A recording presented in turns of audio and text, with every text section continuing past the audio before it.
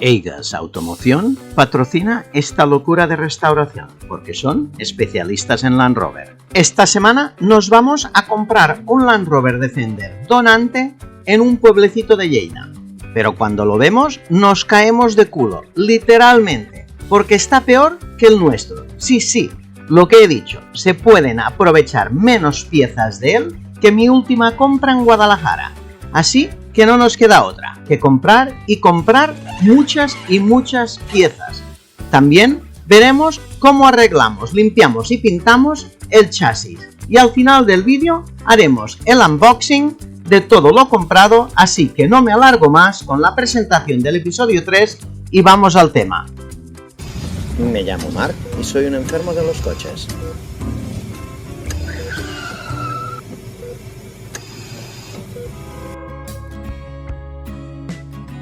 En este vídeo lo que vamos a ver es lo siguiente, vamos a ver cómo reparamos el chasis, cómo lo dejamos perfecto volviendo otra vez a medir y siendo las medidas perfectas. También veremos qué pintura utilizamos, por qué no utilizamos el sistema de limpieza por láser o sistema de hielo. Os lo explicaremos también en breve y luego vamos a ver en este vídeo cómo queda una vez limpio y preparado, y también van a venir más de 6.000 euros que me he gastado en piezas y vamos a ver qué es lo que he comprado para este coche. Así que no os vayáis porque este vídeo también es muy interesante. ¿Y por qué está tan mal este coche? Hace unas semanas compramos este precioso Land Rover Defender en Guadalajara. Un grupo de Médicos Sin Fronteras habían ido a Mauritania y tuvieron un grave accidente con él. Cuando fue repatriado a España en 2005, prácticamente no le quedaba ninguna pieza y fue guardado en un almacén por 19 años. You guys are watching Marc's Garage.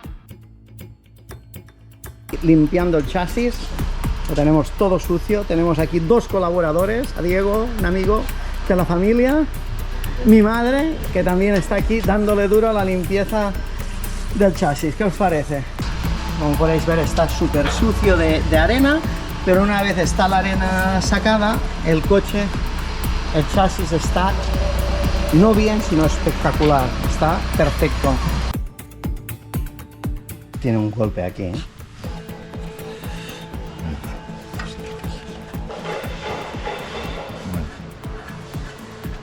Con las palancas y eso. Bueno, he traído también para arreglar esto de aquí. De aquel lado. ¿Veis aquí?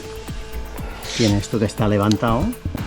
Una vez revisado el chasis, sabíamos lo que teníamos que hacer al chasis de mi Defender para dejarlo otra vez de 10. Así que empezamos ajustándolo y reparando la viga trasera de nuestro Defender. Una vez reparado, sacamos el chasis al patio de la nave para darle una limpieza y de esta manera ver de una mejor manera qué otras reparaciones se tienen que hacer al chasis. La verdad es que va muy bien limpiar el chasis antes de dar finalizada la reparación del chasis, porque es cuando uno se da cuenta que soportes de la carrocería están dañados por la volcadura y necesitan de un poco más de cariño. Una vez estemos listos para montar la carrocería, todo será mucho más fácil.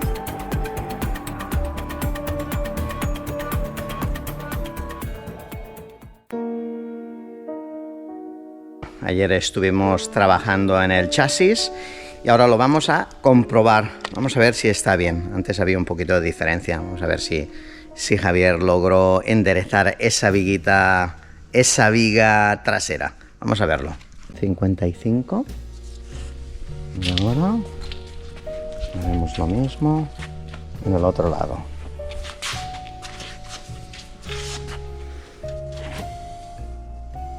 ...55 clavado, Javier. Totalmente plano. Esta es la gran diferencia. Ya no tiene la arruga que tenía. Es que prácticamente ni se ve, ¿eh? La arruga. Bueno, vamos a reparar un par de cositas más en el chasis. Tiene el soporte del eje, que está totalmente doblado. Y se puede ver que ya ha salido y todo, ¿veis? La posición. Y aquí veis está totalmente plano. Y aquí también lo tiene, ¿ves? Aquí esto tiene hindadura. Y esta está correcta, esta de aquí. Pues vamos a sacarlo, desmontar esto y mirar de reparar estas dos cositas. ¿Tú crees que lo podremos hacer hoy? Sí. ¿Sí?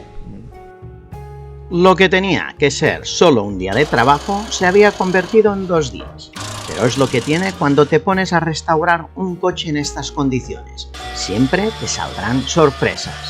Seguimos sacando los 2 soportes de motor de los ejes y aprovechamos también para sacarle al chasis una vieja soldadura de una estribera que debería llevar a cada lado.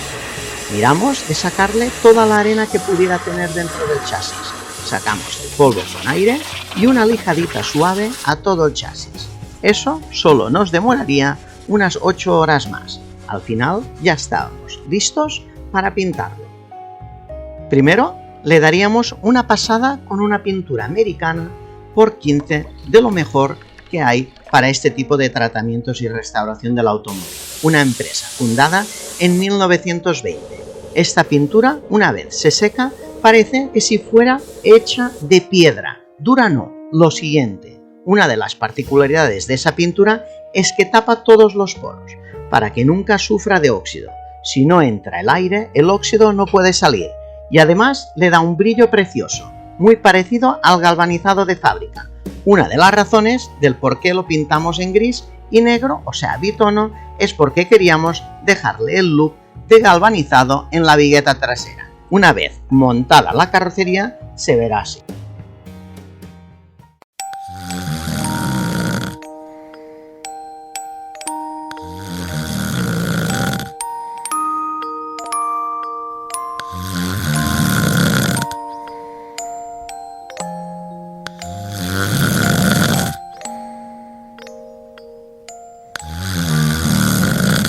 ¿Qué pasó? Pues como el chasis es pintado en 2 colores, tenemos que esperar 4 horas para que seque la pintura. Y cómo no, era hora de una siesta bien merecida. Mientras Javier estaba durmiendo, preparé el chasis para darle esa capa de pintura negra al resto del chasis. Y el resultado, ya veréis, será brutal.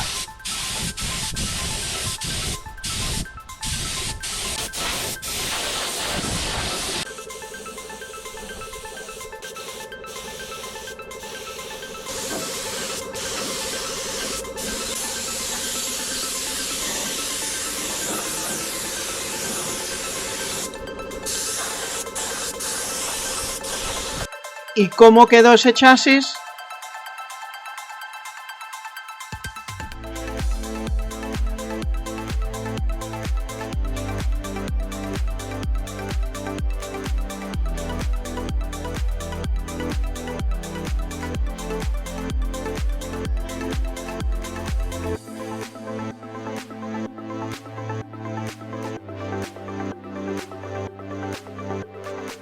Bueno, ¿y por qué decidimos de pintar con esta pintura el chasis y no hacerle un tratamiento de láser o simplemente de hielo seco? Pues son 2 técnicas buenísimas para chasis que están un poquito mal, y cuando empezamos a inspeccionar el chasis y simplemente lo que tenía eran pequeñas averías o torceduras de haber volcado, pero una vez arreglamos todos estos problemas nos dimos cuenta que era un chasis sin nada de óxido, sin ningún tipo de necesidad de chorrearlo o de hacer nada, y era como tirar el dinero. Así que lo que hicimos es comprar una pintura que es especial, se llama Por 15, y esta pintura lo que hace es se puede poner en una superficie oxidada, una superficie de metal, y cuando se seca es como piedra, y además no deja penetrar nada porque es totalmente tapa todos los poros que pueda tener el metal. Lo que hace es que no aparezca el óxido. Hace unos años yo probé esta pintura en Estados Unidos cuando vivía allí. Compré un Jaguar XJ40 que estaba totalmente podrido porque venía de Iowa, y lo que hicimos, o lo que hice en ese momento, es coger una de las puertas que tenía unas perforaciones así de grandes, las pinté con este producto porque no me creía lo que decían. La enterré debajo de tierra durante un par de años y luego la saqué. Cuando la saqué estaba mucho más podrida que lo que estaba esa puerta, pero la zona donde le había puesto el por 15 es como si no hubiera pasado nada en absoluto. O sea, yo con este producto creo, igual que creo con el producto Soltec. Son productos espectaculares para este tipo de proyectos. Así que, por dos motivos: proteger las zonas donde tenían un poquito de óxido, es lo que hemos hecho al poner este por 15, y también quería darle un efecto espejo y como galvanizado en la vigueta esta trasera para el tipo de diseño que le queremos dar al vehículo. Así que todo esto y más es lo que decidimos el por qué no hacer el trabajo de hielo seco o darle una pasadita con el láser. No había necesidad. You guys are watching Mark's Garage. Y tal, y como he dicho antes, no había necesidad de utilizar las técnicas del láser o hielo seco para este proyecto, porque el chasis estaba brutal. En otros proyectos pasados hemos utilizado la técnica del láser, y a continuación os voy a poner un fragmento de cuáles son las diferencias entre chorrear, láser y hielo seco. ¿Y con quién contactamos para dicha información? Contacté con un amigo mío americano, que es el crazy de los coches, y le pregunté sobre el tema. Él ha ganado un par de veces el concurso de elegancia de Neely Island, y me dijo que referente a chorrear con arena el chasis de mi Defender, que me olvidara, porque mi chasis no era el mejor candidato. O sea, que no podía utilizarse este sistema porque era muy agresivo y me podría hacer agujeros en el chasis. Luego le pregunté por qué no utilizar la técnica de hielo seco, y la respuesta fue porque no estaba diseñado para limpiar este tipo de chasis. Hace un gran trabajo en las zonas del motor, encima de la chapa y del interior, pero en el chasis ni araña el óxido. Al mismo tiempo que bromeó diciéndome que no habría suficiente hielo en toda la comarca para limpiarlo. Así que solo quedaba la técnica de la limpieza del chasis mediante el láser.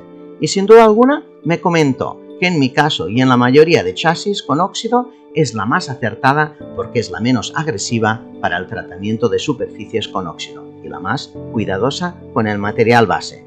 You guys are watching Mark's Garage. ¿Y cómo van los planes? Pues en el último episodio vimos qué diseño Uriol y un servidor creamos para nuestro Defender. Será una pickup de doble cabina con un tributo clásico, o sea, queremos un Defender Heritage como tendría que haber sido, como lo hubiera tenido que hacer Land Rover durante su despedida en 2015, que sea de serie, ya que hay muchos fabricantes customizadores que crean su Heritage con piezas de los series, con puertas de los series poco seguras y poco estancas. Para nosotros un Land Rover Defender no es series, ni un series es un Defender, porque pierde su identidad.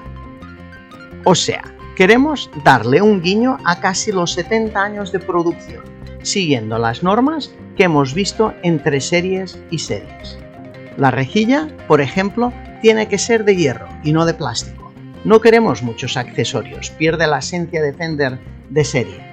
Queremos un Defender Heritage tal y como tenía de haber sido de fábrica. Y esto es lo que vais a ver en los próximos episodios, empezando por las macro compras que tendremos que realizar, pero esto ya lo veréis en un próximo episodio donde nos vamos a extender muchísimo viendo todo lo que hemos comprado. Ya está, hoy es todo, amigos. Nos vemos el próximo jueves.